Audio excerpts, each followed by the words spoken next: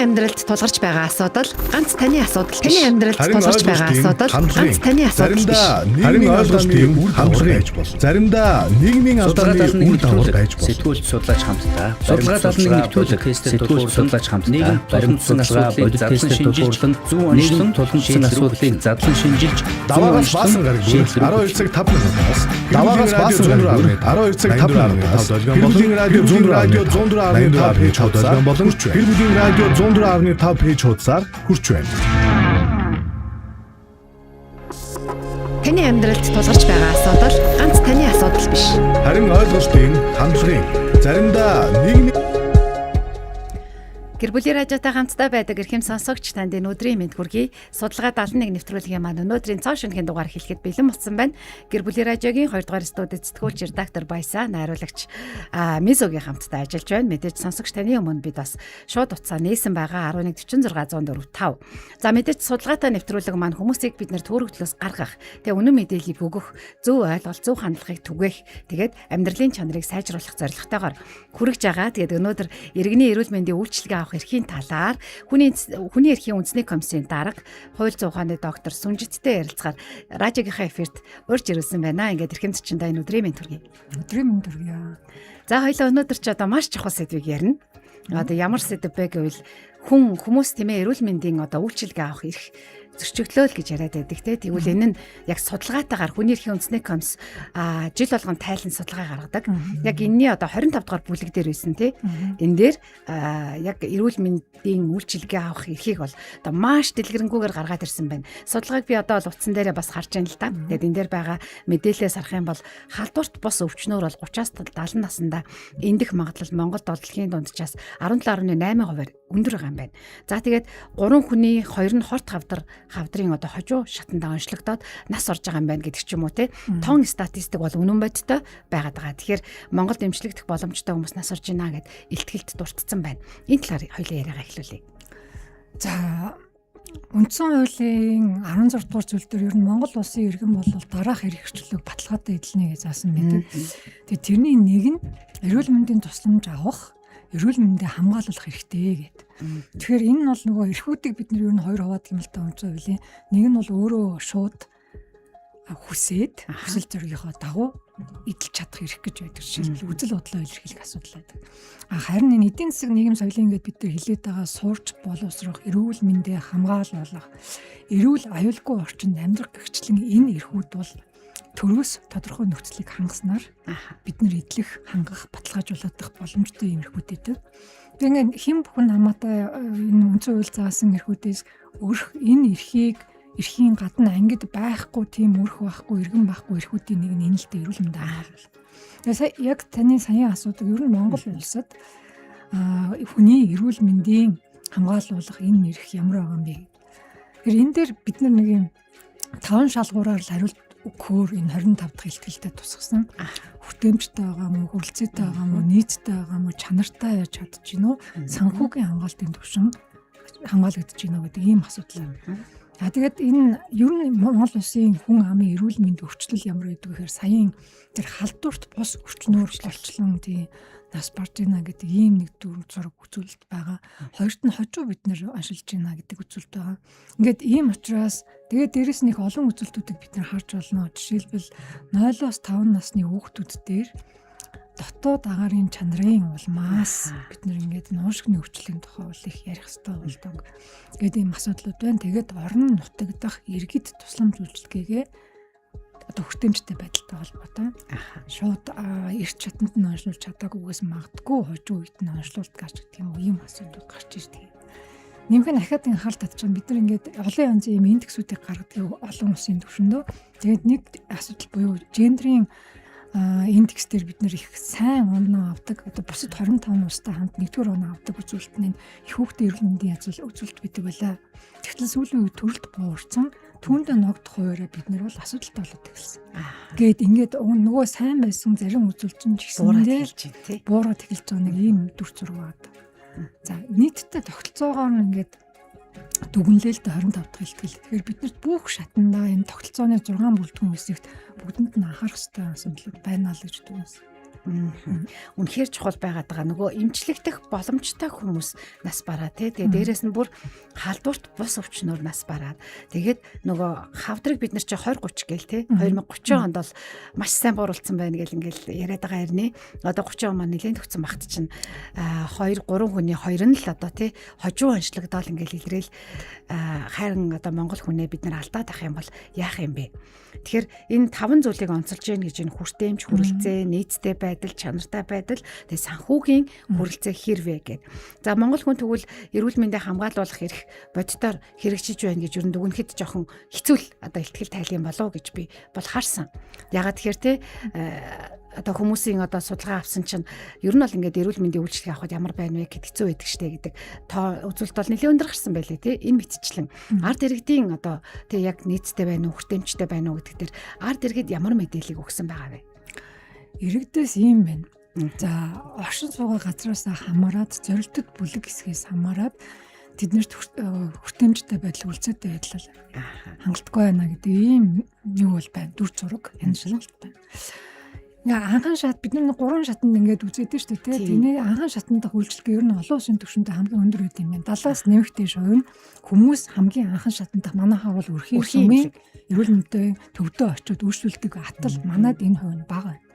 За энэ юутай холбоотой вэ гэхээр нэгдүгээр яг одоо орон зайн хүрэлцээтэй холбоотой тийм ойр байдлын хажууд очиж байгаа үетэй холбоотойс гадна бид нар та хүсвэл хайшаа чамаагүй хандж болно гэдэг энэ өөрчлөлтийг хийсэн юм. 13 А, Б маягт гэж яриад байдаг байсан шүү дээ.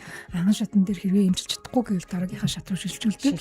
Энэ тогтолцоог өөрчилсөн чинь одоо иргэд илүү төрөлцсөн эмнэлэг рүү хандахыг хүсдэг болсон байна. Хайшаа хандж боломжтой учраас анхан шатны ачаал буурсан энэ бол бага хувьтай болоод харин төрөлцсөн эмнэлэг болон энэ эмнэлгүүд дээр лалгаа шатны эмнэлгүүд дээр нь бол нэмэгдсэн хувьтай юм билээ. Тэгээ энэ юу үүсгдэг? Энэ саяхан хэлээд байгаа дүр зургийн цаана бүх юм явна. Хүний нөөцийн ачаалал явна, эмийн эрслийн хангалт нөөц явна тий. Санхүү маань тий. Тэгээд нэмэх хүлээлтийн цаг иргэдийн зүгээс юу гэж хэлээд байна гэхээр би хүлээлтийн цаг авах гээд удаад байна гэдэг асуудал ч гэсэн энэ дээр орж ирдэг. Дахиад санхүү жилд орж ирнэ. Тий.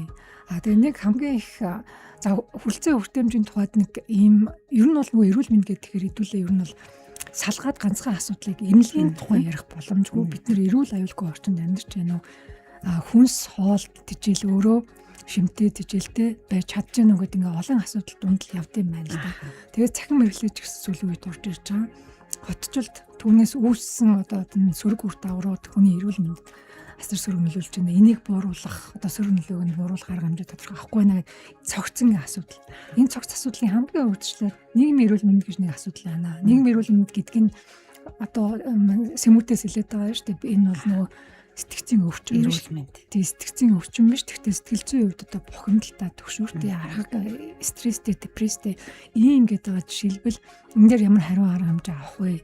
Яавал зохих вэ? Тэрийг зөвлөж идэг энэ үйлчлэгээч нийгмийн эрүүл мэнд. Нэмэх нь одоо донтол, хамаарал, элдв зүйлээс урьдчилан сэргийлэх боломж хүндрүүлэхгүй байх боломжийг тий нийтэд ингээд эрүүл мэндийн боловсролыг олох үүрэгтэй. Энэ дээр бид нэр санхүүжилтөд том баг тавьд юм бэл.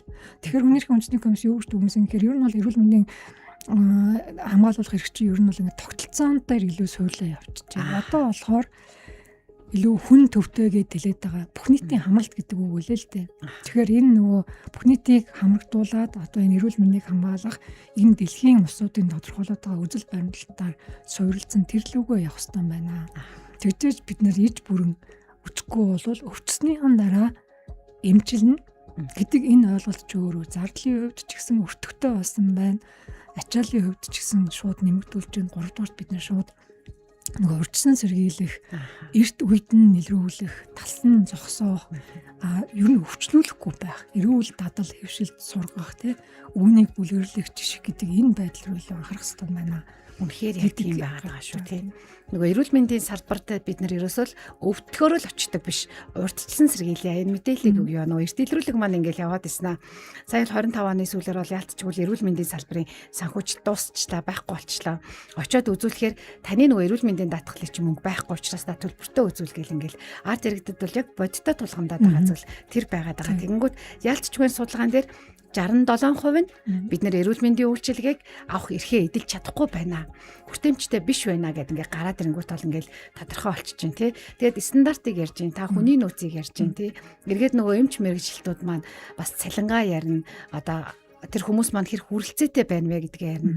Хотод төвлөрсөн байгаа дэ нэмлэгүүд одоо хөдөө орон нутагт бол аслагдаад хол байгаа дэ. Хүн хүчин ч гэсэн бага байгаа дэ гэдэг тоо олон дээр гарсан байл да. Хот хөдөөгийн тэгш бус байдал орон нутагт бол мэрэгжлийн эмч бол яалтчгүй дутагдaltaй байна гэл те. Ингээд яхаар чинь нөгөө иргэдийн маань 67% нь эрүүл мэндийн үйлчилгээ авах эрх минь зөрчигдөөд байна гэж хэлхээс аргагүй байгаа даа шүү дээ. Тэгвэл энэ дэр санхүүжилтийг хоёлоо жоохон онцолж судалгаа гарсан байгаа юм чи яриа. Яг эрүүл мэндийн салбарт бол сая хэллээ. Яг сэтгцэн эрүүл мэнд дээр бол мөнгө бага тавиад байна. Гэтэл эндээс өвчлүүлсэд байна гэж байгаа шиг нийттэн санхүүгийнхаа санхүүжилт нь бас ямар байгаа вэ? Энэ талаар бас үргэлж.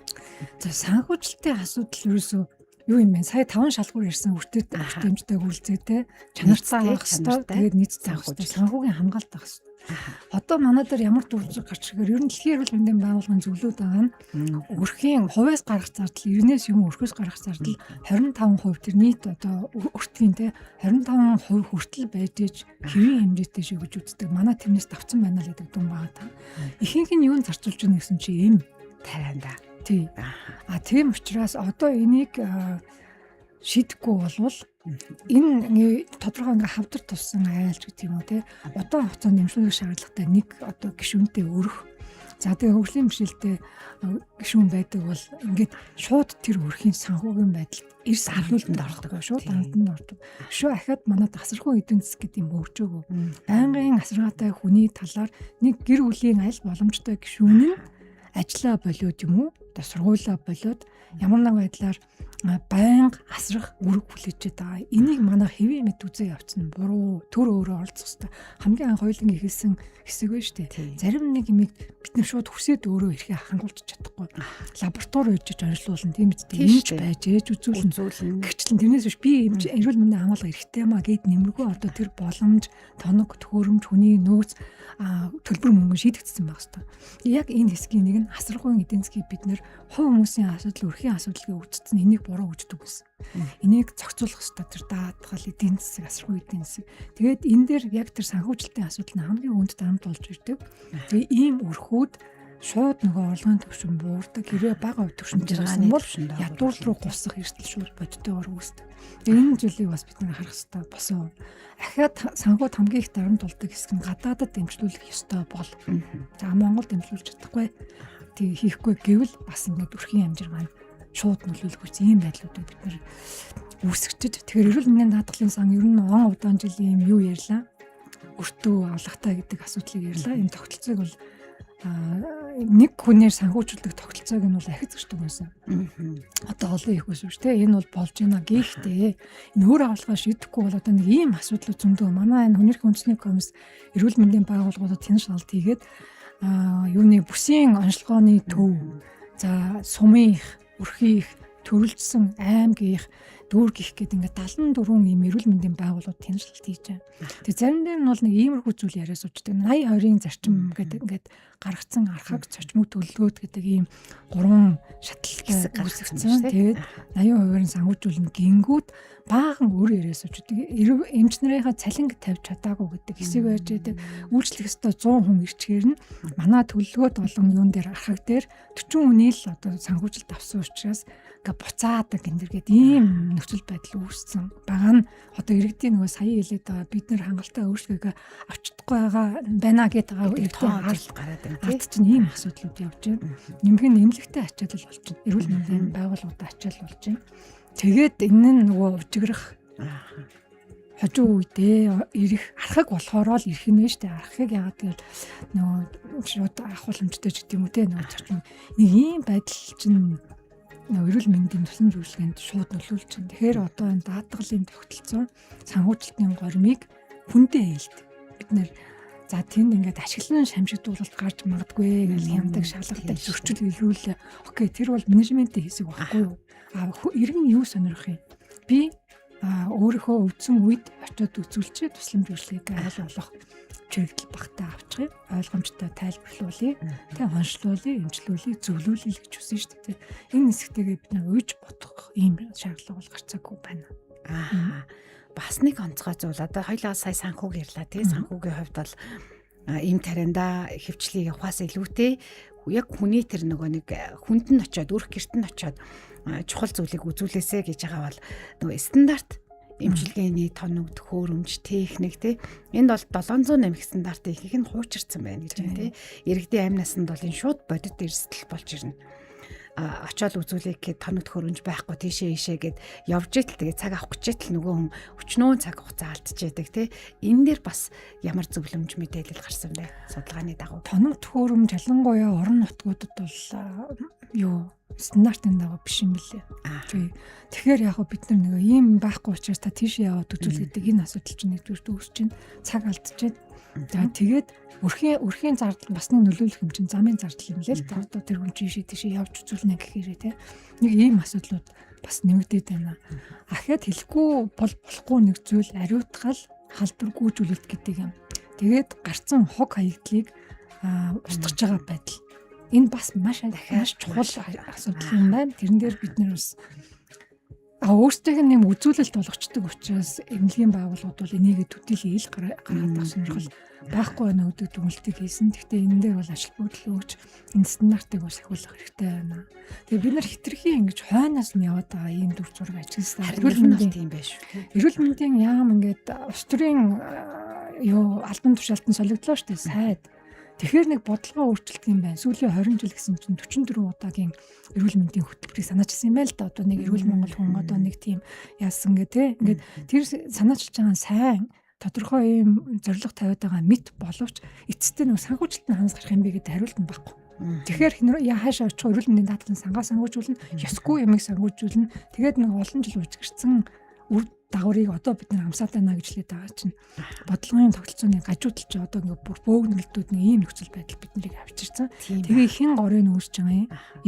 Иргэд нөгөө тусламж үйлчилгээ зохисоор авах хэрэгтэй. Тэр стандарт ингээ араас нь одоо донцлог цаг үетэйг нийцүүлээд дэлхийг бол юу ярьж байгаа нэхэр технологийн хөгжил ярьж байгаа байхгүй. Одоо эмчгүүгээр яаж өөрөө хаалгаа хийх вэ? Ийм ярьж байгаад бид нар болохоор хамгийн бага унаар худалдаа авах гэдэг хуультай хэвээрээ. Тэгээ хамгийн бага унаар худалдаа авч байгаа тоног төхөөрөмж нь хамгийн орчин үеийн ч юм уу хамгийн оптимал гэж хин хэлсэн юм ч хэлээгүй. Хамгийн хуучинсгал ирнэ шүү. Юм өөрчлөгдөж шүү. Тэнгүүд өөрчлөгдсөн нөхцөл байдалтайгаа хамт хууль нь өөрчлөгдөхгүй байгаа нь асуудал болоод хамгийн бага үн гэдэг нэг ийм одоо юу сэтгэлгээ вэ шүү дээ. Хамгийн бага үнээр авч ирэл бид нар хэмнэн гэдэг нэг ийм сэтгэлгээ тухайн үед зүг байсан байж болно. Одоо бол энэ салбарт бол цаг үе өнгөрөөдсөн юм билээ. Тэгээд энэс чинь болоод бид нар тэр дэвшлийнх нь үр шимийг өөрчлөөч бид нар өвтөж чадахгүй. Эмч нар тэрийг ашиглаж чадахгүй байдалтай. Яагаад гэвэл хамгийн бага үнээр авах гэсэн хамгийн багаар нь авчлаа. Тийм тоног төхөөрөмжтэй байх жишээ юм. Хуулийн давхардал, хуулийн зөрчил, стандартын хангалттай стандартын хангалтгүй байдлын баг 616 төрлийн зөрчил бол илэрсэн юм байна шүү дээ, тий. За тэгэхээр судалгаа 71 нэвтрүүлэг маань гэр бүлийн радио 104.5 84.5 гэсэн далгион дээр радиогоор сонсогч танд шууд хүрж байгаа. Мэдээж гэр бүлийн радио 104.5 гэсэн пэйж хуудасаар та лайв стримтэй үзээрэй. Өнөөдөр яг таны амьдралд хэрэгтэй маш чухал сэдвээр ярилцж байгаа. Юу вэ гэх юм бол иргэд бид эрүүл мэндийн үйлчилгээ авах эрхээ үнэхээр бүрэн дүүрэн одоо эдэлж чадчихэв үү? За чадахгүй байгаа бол яагаад? Энд дээр та бас өөрөө яг авч чадахгүй байгаа бол бодит асуултуудыг асуугаад ороод ирээрэй. Гэр бүлийн радиогийн пэйжээр хурж байгаа лайв стримийн доор асуултуудыг ирүүлж болно. Мэдээж 1146 104.5 гэсэн дугаарын утсаар холбогдож болно. Хүний эрхийн үндэсний комисс маань жид олгон одоо яг юм хүний эрх зөрчигдөж байгаа салбаруудын одоо тайлан мэдээллийг бол гаргадаг. Яг энд иргэний эрүүл мэндийн үйлчилгээ авах эрхийн бол судалгаа 25 дахь хэлтгэл дээр бол буусан байгаа. Тэгээд өнөөдөр энэ талаар мэдээллийг өгөхөөр хүний эрхийн үндэсний комиссийн дарга хууль зүйн ухааны доктор Сүнжид хүрэлцэн ирсэн байгаа шүү. За тэгээд хүртээмж тэгш бус байдал санхүү эрүүл мэндийн даатгал гэж ярингуут нөгөө иргэдийн халааснаас гарч байгаа эрүүл мэндийн даатгалын төлбөр нь 49% хүрсэн гэл тээ. Тэгээд энэ нь тэгэхээр хүний эрх дахиад зөрчигдөж байгаа асуудал болоод байна. Очоод одоо төлбөрөө төлнө гэсэн ч гэсэн ахаад авч чадахгүй. Очингууд яадаг вэ гэхээр ийм юм байхгүй, ийм тариа байхгүй, ийм юм байхгүй. Та төлбөрөө төл. Энэ одоо имраад орохын тулд ч юм уу те та тэдэнд хөрөг төлөх ёстой гэл ахаад мөнгө төлдөг шүү дээ. Тэгэхээр эрх зөрчигдөд байна шүү дээ. Нэг ийм өнөөдөр яг эрүүл мэндийн сайд бас хэлээд илээ. Нэг газар шинжилгээ өгч байгаа. Тэр шинжилгээ эсвэл имраа ч юм уу яг харуулсан. Тэрийг бусд нь яг цаг хугацааны хувьд харах хэрэгтэй та мэдээ сарын өмнөх юм гэдүүлээ өнөөдөр өчнө үлдэр гэж үзээд онцлох боломжгүй. Харин 2 хоногийн өмнө өгсөн 1 хоногийн өмнө өгснийг бол авчих хэрэгтэй байхгүй. Тэгэхгүй бол бидний аль алиндаа төвхтэй байдлыг үржүүлээд байгаа нэг ийм дүр зураг болмоор байна. Дээрээс нь одоо энэ 25 цахим програм хангамж ашигладаг гэдэг юм л да эрүүл мэндийн салбар тэр нь хоорондоо уялдаа холбоогүй. Энэ цахимаар бид нэг ингээл мэдээлэл шивэлээ шүү дээ. Тэгээд эмч нартаа ч төвөгтэй байдлыг үүсгэх юм бэлээ. Тэр нь гац нь хоорондоо мэдээлэл солилцох боломжгүй, нэр очоогүй байдаг. Тэгээд ингээд ийм байлаа. Иргэн бас эн чинь төвөгтэй хин айлндаа төвөгтэй байдал үүсдэг учраас цахим системийг хөгжүүлэлтэд нэгдмэл болгож интеграц хийгээч гэдэг бас нэг зөвлөмжийг өгсөн. А түүнээс гадна ер нь улс орнууд даатгалыг хэрэгэлдэг. Бүгд л хэрэгэлдэг. Энэ ив хамтын үзэл санаа гэж явдаг. Одоо би төлжөөд заавал би үзүүлсэнгүй гэдэг тухайн асуудал ярьдаггүй. Хин нэгэнд одоо манай ээж чиг, аав шиг, манай хүүхд чиг хин нэгний даатгалыг энэ яаж байгаа нөхөндүүлж байгаа гэж үздэг шүү дээ. Бид нэр ажилгүйдлийн тэтгэмж чалгаагүй нийгмийн даатгал нь. Тэгээ энэ дээр бол бид нар бас Монгол улс анхаарахгүй бол эрүүл мэндийн шимтгэл төлөх сонирхолтой хүмүүс нь бас багасч магадгүй гэдэг ийм одоо үзүүлэлт гарч ирж байлаа. Яагаад гэсэн чинь хэрэгээ болохоор бид нар очивол мөнгөө төлөвлөл үзүүлж штэ. Гэтэл тийм биш. Үнэхээр зүрхний жишээ нь хаалгаа орох хэрэгтэй бол харин тэр чадахгүй байхгүй хүн нэг өрөх тэр болгон чадахгүй тийм боломжтой биш. Тэгэхээр айгүй хэлбэр ойлгодог өдөр тутмын бол яг та ханиад хатгаа тий ийм юм дээр болно одоо даатгалтай үгүй үл хамааран хувийн болон одоо өөр эмнэлэгт очиод үйлчлэгээ авдаг гэж маадгүй тий архаг өвчин зочмог өвчин те хүнд өвчний үед бол худлаа. Тийм учраас энэ эрүүл мэндийн даатгалынхаа үр шим гэдэг юм уу? Ашиг тусыг бас таниулах бол бодиттой хэрэгтэй байна гэдгийг нь бас харсан. Иргэд нэг ийм хамгийн их та юунд гомдож байна вэ гэдэг иргэдийн гомдлыг авч асуусан л та. Тийм. Тэгэнгүүт цаг дээр бол 22% байлаа. Одоо хүлээлэг цаг олдохгүй байна хүлээж гэнэ гэдэг бол харцангуй тийм их асуудал бол биш юм билэ. Эмч эмнэлгийн ажилтнуудын харьцаа ёс зүй гэдэг асуудал. Намаа ялгуурлаа, хүлээлгэлээ.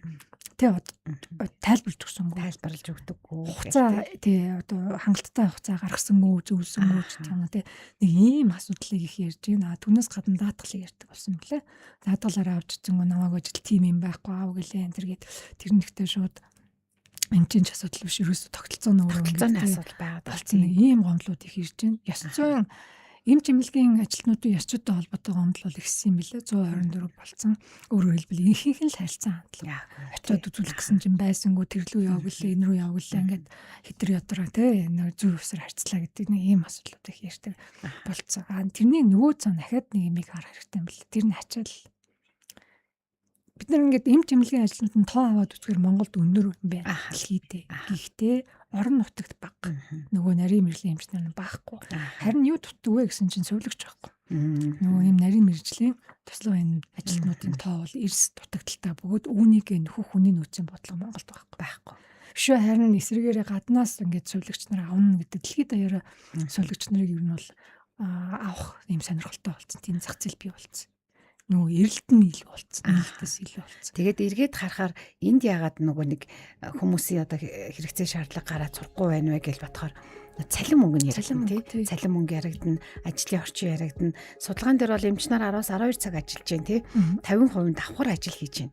Тэгэхээр ингээд чанарт нөлөөлнө. Эргээд нөгөө ачаалтаа учраас харилцааны асуудал үүсээд байна. Гэтэл нөгөө өвчин гэдэг зүйл чи одоо сүүлийн үед бүр сэтгэл судлалын шинжилгээ ухаанаар батлагдчихад байгаа шүү дээ. Хүнийг нөгөө бараг л сэтгэл зүгээр нь эмчилж болоод байна тий.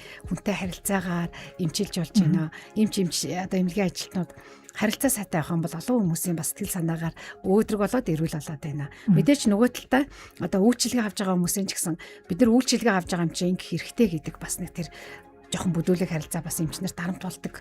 Ингээд хоёр талаас харилцааны юм асуудал байгаад байна тий. Ийм үзэгдэл байна. Ингээ хөдөө орнотдаг зарим эмч нартай бол ингээд гэр бүлийнхаа дотны үнэтэй уулзж байгаа юм шиг ингэж харилцдаг юм лээ. Бүр нэг хатуух юм шиг ахтаа тий. Улаанбаатарт мэдээж нөгөө ачаал ихтэй төв суурин газрууд тийм биш. Тийм бишэр үл барам шаардлага тавьдаг бухимдтай. Юу нэг өвдсөн хүн чинь сэтгэл зүйн хувьд стресстэй хүнд л явж идэг. Тэгээ өвдсөн хүний гэр бүлийн ч стресстэй ингээ бушуу гэмжлүүлээ үзүүлээ тэр хаваар чинь ингээ хүн өвдсөн ямар сайн байх вэ. Тэнгүүд тэгээд тэр бохомдлоо эмч эмнэлгийн ажилтнууд руу гаргаж зөрчил үүсэж байна. Тийм. Ковидын үед нь бол их хамгийн оргилдоо хүрсэн. Тэгээд тэр үед нь бол Хүний эрхийн үндэсний комисс 22 дахь илтгэлтэй эмч эрүүл мэндийн ажилтнуудыг 3 дахь читгээд болон үйлчлүүлэгчийн зөв бус нөлөө халтлагаас хамгаалах тийм зохицуулалт бий болгооч гэж өгч ирсэн. Одоо хүртэл би болоогүй юм билэ. Тэгээ 103 эмчийн дуудлагаар очиход ингэдэг тэгдэг гэл ийм зөв бус юмнууд гарна олон биш. Тэгтээ гардаг. Ийм юм гарахгүй л байх хэвээр хүн ажиллаа хийж байгаа зохих ёсоор тэгээ хийж байгаа хүн өсөөр харилцах. Тэгээ ийм нэг харьцаа бол бас бий болох хэрэгтэй. Энэ дээр бид нэг тийм нийгмийн бухимдлаа аюулсан ойлгох хэрэгтэй байна л да. Хаасайгүй ер нь ингээд үйлчлэгээний ажилтнууд шууд хүнтэй харьцдаг анхан шатны албан хаагчид ажилтнуудын бухимдал хамгийн очно. Нөгөө сугларсан бухимдал, нөгөө хоримтлуулсан уур тэг шийдэгдэхгүй байгаа асуудлуудыг хамгийн анхан шатны төрийн албан хаагчид очиж бухимдлаа гаргаад ийм бас юу вэ? Бас юм байгаа тийм. За, хоёулаа тэгвэл харилцааг ярьлаа. За, харилцаан дээр бол мэдээж ихтэй сургуулиудад тийм яг эмч эмнэлгийн ажилтнаар төгсөж байхдаа зааж байгаа бах. Заадаг. За, тэгвэл энд ирээд ачаалалтай, цалин багтаа ажиллаа. Тэгэнгүүт ингээд хоёр талаас зөрчил үүслээ. За, нөгөө талдаа тэгвэл одоо нөгөө эмийн одоо хяналт одоо суул те хугацаа дууссан ийм одоо муу чанаргүй ийм гэж ярьдаг штеп. Энэ бол эргээл дахиад хүний эрхийн ноцтой зөрчил болж байгаа те. Энэ эмийн чанаргүй байдал те муу одоо хугацаа дууссан эмийн одоо судалгааны мэдээллүүд ямар мэдээллүүд байна. За ёстой хамгийн их асуудалтай хэсэг энэ байна. Энэ хэсэг байгаа. Тийм. Маш их мөнгөний тоо яригдаж байна худалдаа авдаг эмэн дээр. Тэгсэн атлаа чанаргүй гэдэг асуудал нэгдүгээр. Эмийн нөөц байхгүй. Төрийн өмчийн эмнэлгийн байгууллагуудад нөөц хангалттай биш вэ гэдэг нэг үзүүлэлт. Яг тэгвэл нөгөө сангуучилтайгаа холбоотой бид нөөцөд орж ирээгүй гэх тийм асуудал. Хоёрт нь эмийн чанарын асуудал. Нийлүүлэлтийн энэ асуудал үнэхээр шийдэхгүй бол тулгамдсан асуудлуудын чухалт эрэмблэгдэх ёстой асуудал болчихжээ. Харуулж ирж байгаа эмүүдийн чанар хангахгүй байна гэдэг гайлиас тэгж. Тэгээ орж ирсэн хэрэгэлдэг бас нөгөө хэрэглэгчид иргэдэн ус хэлж байна. Ялангуяа ийм удаан хугацааны эмчилгээ шаардлагатай хүмүүс бол маш сайн мэддэг.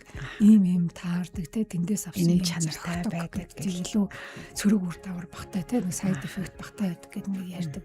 Энэ нь маш та өндөр тоо болж байгаа. Бүр үнэхээр ингээд нэг ийм булан гэрэл асааж байгаа. Тэгэхээр энэ зүгээр нэг ийм тухайн үедээ ганц хоёр тохиолдол огт биш юм байна. Энэ ерөөсөө системээ хөвж идэхгүй болохоор байна. Тэгэхээр энэ нэг урсгал байна да. Эмийг тийм байна. Эмийг зарлж байгаа байдал тийм бүртгэж байгаа байдал. Одоо яг алийг нь хөнгөлөлтөө гэж бүртгэж байгаа юм би нэг асуудал. Авсан эмийнхаа чанарыг шалгах асуудал. Яг үнэ. Ингээ энэ нэг ингэж тогтолцоогоор навж шийдэхгүй бол яагаад хүмүүс маш олон тохиолдолд бидний судалгаан дээр хэлсэн. Тэндээс авсан юм ингээд тохироод ингээд асуудал яаж итэл одоо тэ надад ингээд сайхан таатай болоо би чинь эрүүл мэндэд ингээд эргэн нөлөө үзүүлээд эрүүл болж идэл нөгөөдхийн эргэлэнгүүд ингэсэн гэдэг маш олон тохиолдолд бид хэлж байгаа байхгүй. Тэгээд энэ бүр ийм юу болцсон. Байх ёстой юм шиг бараг болж ш. Тэгэхээр энэ бизнес болсон. Бизнес болсон. Ийм их том үнийн дүнтэй эргэлт явж байгаа. Яагаад бид нар чанартай ямиг авч чадахгүй. Өшөө нэмэх нь хуваараа захидаг. Тэгэхээр оруулахгүй штэ гал. Тийм штэ. Тэр гайлын бол бас буруу биш. Олон янзын шалтгаанаар оруулдаггүй гэж болно те. Ямар зорилгоор тэр гээд гэхдээ хэдүүл нэг ямиг санах нь энд бид нар чанартай юм эргэлэх эрэхтэй тийм боломжийг бүрдүүлэхийг чармайх үүрэгтэй төр. Тэгээ энэ дээр бид нар үнэхээр энэ тогтолцоог ич бүрнээр нь зохицоор нь шинжлэх бол зайлшгүй эрэхтэй болсон байна. Тийм байна. За одоо эмийн чанарыг ярьсан. Судалгаатай холбоотой судалгаан дээр байгаа зүйлсүүдийг ингээд багцалж асуугаад байгаа. Дараагийн зүйл бол ялцчгүй хоёулаа хамгийн ихэнд бараг ярьсан да нийгмийн эрүүл мэнд тий. Агарын бохирдол, амиа хорлол, зам тээврийн осол гэл буурахгүй байгаа зүйлсүүд байна. Тэгээд ядчил нөгөө нэг эрт илрүүлэг байхгүй учраас 3 хүн тутмын 2 нь хорт гавдрынхаа эцсийн шатанд орчингуудаа онцлогдоод нас орж байгаа нь бол үнэнхээр харамсалтай. Тэгэхээр энд нэг талдаа халдварт бус өвчин, нөгөө талдаа одоо эрүүл мэнд гэж та түрүүнд ярьсан тий дурдсан. Энд бол ерөөсө мөнгө санхүү бүр гэж тусахдаггүй юм байна гэж. Тэгээ танайхаас тайлан дээр энэн дээр ямар зөвлөмжийг гаргасан байгаа вэ?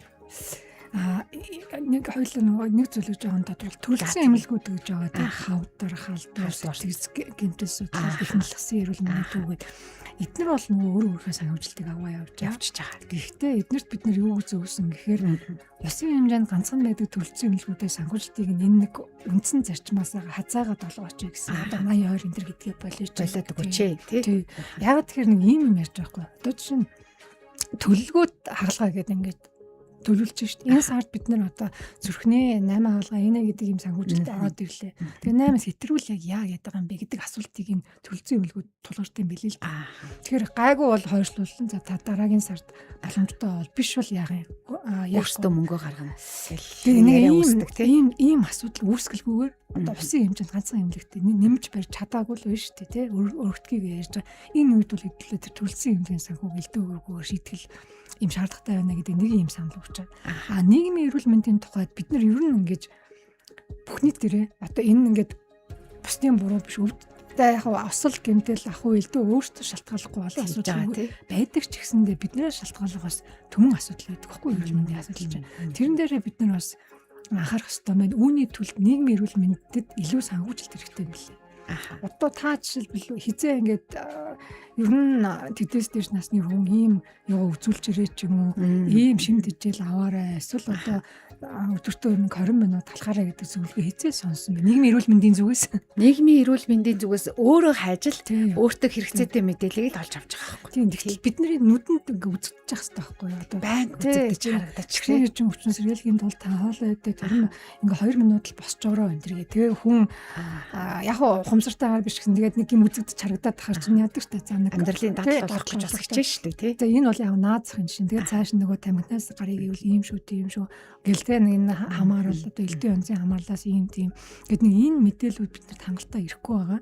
Тэгээ нийгмийн эрүүл мэндийн үндэсний төвийн санхүүжилтийг харахаар энэ рүү санхүүжилт юу бага өгд юм байна. Бага анхаардаг. Тэгэхээр манай тогтолцоо өөрөө илүү өвдсний дараа яваад байна гэж манайх дүгнэж байгаа тийм учраас хүн өвдөж эмчлэх ёстой гэдэг ийм юутай өвдүүлэхгүй байхыг хичээе аль болох эрүүл байлгахыг хичээе гэдэг энэ рүү явмаар байна гэдэг. Тэгээ манайх ч их сайхан зорилго тавьсан юм билээ 2030 дээрээ. Тийм. Тэгээд тэрэндээ хүрээгүй мэдээж хүрээгүй огт хүрээгүй нөгөө дундаж наслтыг урцганаа л гэж байгаа юм тий. Тэр нэг өвчлөлтийг бууруулнаа ялангуяа халдварт бус нэг халдварт өвчнийг бууруулнаа. Тэгээ ер нь тэр зорилгод бол бас төвлөлөө хүрээгүй. Тэгээ хүний хөгжлийн энэ тэгслээ ярьж бид нэр эцэстээ эрүүл амьдрмаар байгаа Монгол хүн өөрөө эрүүл мэндийн тусламж өгдөжхөөр авчих хэрэгтэй баймаар байгаа. Араас нь бас нэг тэр асрахуу гэдэг юм мартамгүй байна. Тэгээ энэ нэг өрхийн амжиргаанд нөлөөлж бүр ядуур руу гусуулчихгүй хэмжээнд бид нэр санхүүгийн хамгаалалттай баймаар байгаа. Тэгэхээр энэ дээр бид нэр яг тууштай баймаар. Ингээд нэг ус төрийн юунаас үл хамааран ус төрийн солио шилжилтээ солиод тий. Яагаад гэвэл энэ бидний хамтын дундын амин чухал асуудал واخгүй юу? Суур асуудал. Тэгэхээр энэ дээр бид нэр тийм завсар зургийн одоо чиглэл өөрчлөх магадгүй юмнууд байж болох боловч суур юм нэг үндсэн чигээ хүрэх газар зорилттой бол яг хамтдаа тогтоогоо түүний төлөө бол үнэхээр тууштай явах шаардлагатай гэж дүгнсэн. Тэрийгээ бид нэг засаглал дээр хэлсэн юм л та. Энэ ус төрийн яадаг сэдв бол боловсрол эрүүл мэнд хоёр биш байна. Тийм шүү. Ингээ ус төрчиж талцаж тухайддаг. Яа. Гэтэл энд чинь тийм бодлогын доктортой байдал алдагдаад идэм байна. Тэгээ энэ сайхан санаа ийм дэвшүүлсэн зорилгын үр дүн эрүүл мэндийн даатгалын сан дээр очино ч буугаад ингээ эцтэй бид нэр ийм тогтолцооны нөхцөл байдал гажуудахад хүрээд идэм байна.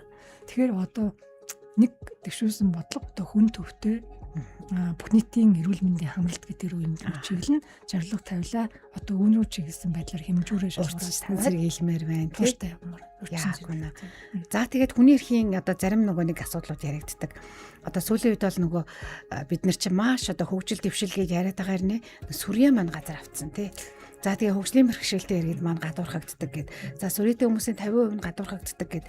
Эрүүл мэндийн байгууллага бол өөрсдөө ядгуурлаад энэ уу яагаад байна гэдэг энэ судалгаан дээр бас гарч ирсэн юм байна. Тийм. Яг зорилттой бүлэгт бид нэр байнга анхаарах ёстой шүү дээ. Ялангуяа эрүүл мэндийн тусламж үйлчлэгээ зайлшгүй авахын тодорхой зорилттой бүлгүүд байдаг тийм. Хөдөө орон нутгийн нэгдүгээр хэлтий. Бид нөгөө нүүбийн хүний эрхийн зөвлөл дээр очиод Монгол улс 4 удаагийн UPR гэдэг хүний эрхийн төлөв байдлын ээлжид илтгэлийн өргөн барьдаг. Тэрнээс ингээ 3 дахь 4 дахь удаагийн өгч байгаа асуудал эрүүл мэндтэй холбоотой зорилттой бүлгүүдийг хэлдэг байхгүй. Хөдөө орон нутгийн эмэгтэйчүүд. Эмэгтэйчүүдийн асуудал хүүхэд, хөдөө орон нутгийн хүүхдүүдийн асуудал гэдэг. Тэгээд ахмадуудын асуудал гарч ирнэ. Хөгжлийн хэмжээлтэй иргэн LGBT хүмүүс, сүрийн өвчтөй хүмүүс, хэд их хэвэтэй хүмүүс гэх. Энэ хүмүүсийн тухайд нэг ялгалан гадуурхалтанд өртөх эрсдэлтэй гэдэг. Үйлчлэгээний хүртээмжээрээ хүрлцээгээрээ зан харилцаагаараа хандлагаараа гэдэг тийм. Энэ хүмүүсийг бол бид нар байнга анхаарч байгаа хэрэгтэй. Сүрээтэй хүмүүстэр бол байнга тэгдэг юм л та. Бид нар бол юунд ялгарлалтанд өртдөг гэж нийгмээс өртдөг. Тий. Сүрээтэй гэдгийг хэлгэл юм бол нийгмийн зүгээс элдв одоо юунд ороход хэцүү болдог. Бүлэг нэгж тийм үйл ажиллагаанд оролцоход хэцүү болдог гэдэг хэлдэг. Эмч эрүүл мэндийн ажилтнуудын хувьд бас гардгаа гэдэг аль нь илэрдэг. Тэгээ тийм болохоор тэр хүмүүс яадгүй нуудаг, эмчилгээгээ дундаас нь зогсоодог, элдв сөрөг бүр даруудаж тийм л л. Тийм тэгэл нөгөө хувийн нууцтай бас их энэ холбоотой гарч ирдэг. Нөгөө эмзэг мэдээлэл шүү дээ, эрүүл мэндийн мэдээлэл.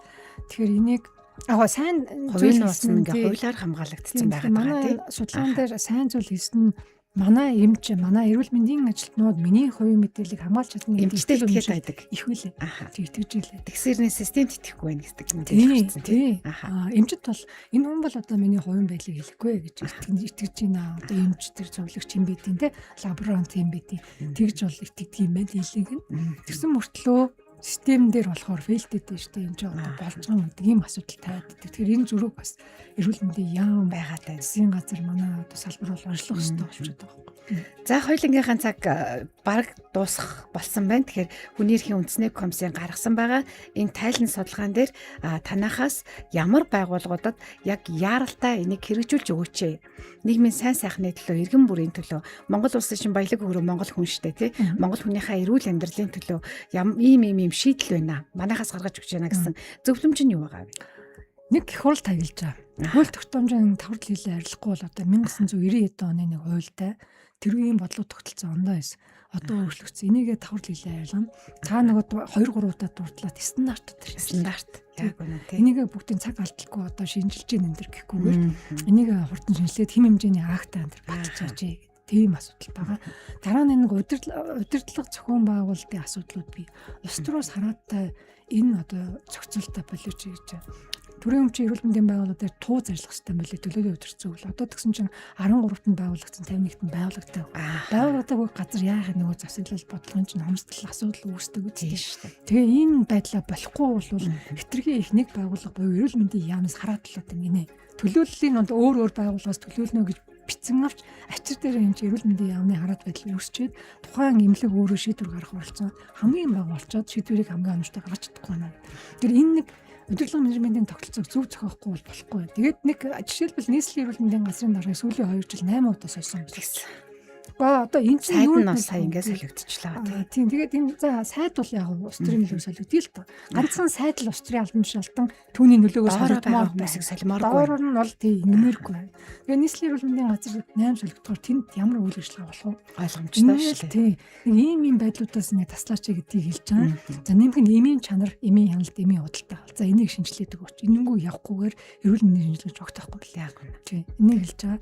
За эмч эрүүл мэндийн ажилтнуудынхаа дээр ачаалал цалин үсийг бодохгүй бол энэ хүмүүс чинь 2 саяг л авдаг юм биш үү дунджаар эмч нар. Тэгээд нөгөө хамаг татвар матур авчих. Тэгээ ачаал гэсэн чинь энэ төр 2 хүн тутмын нэг нь заавал илүү хавсран ажил хийдэг юм байна. Нөгөө албан тушаалын тодорхойлолтоо заагдаагүй боловч ажил хавсран гүйцэтгэдэг гэдэг.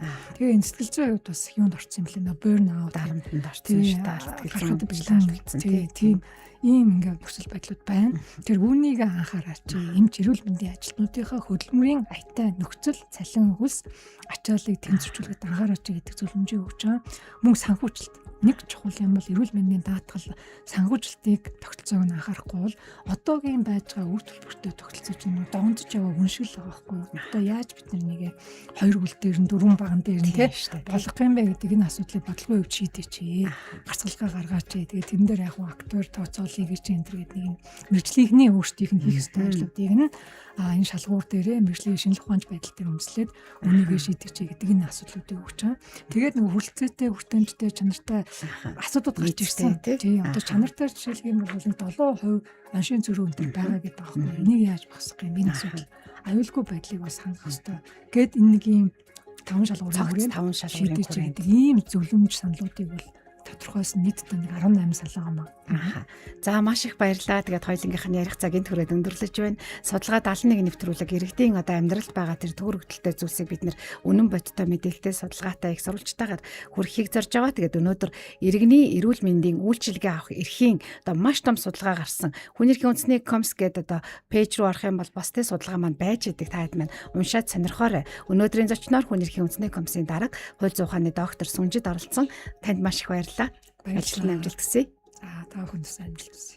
Баярлалаа. Гэр бүлийн радио 2 дугаар студиэд сэтгүүлч редактор Баясаа найруулагч Мэзүгийн хамт судалгаа 71 нэвтрүүлгийг хүргэлээ. Сонсогчдоо даваагаас баасан гарагт нэвтрүүлэгтэйгээ хамтдаа байгаарай. Баяртай.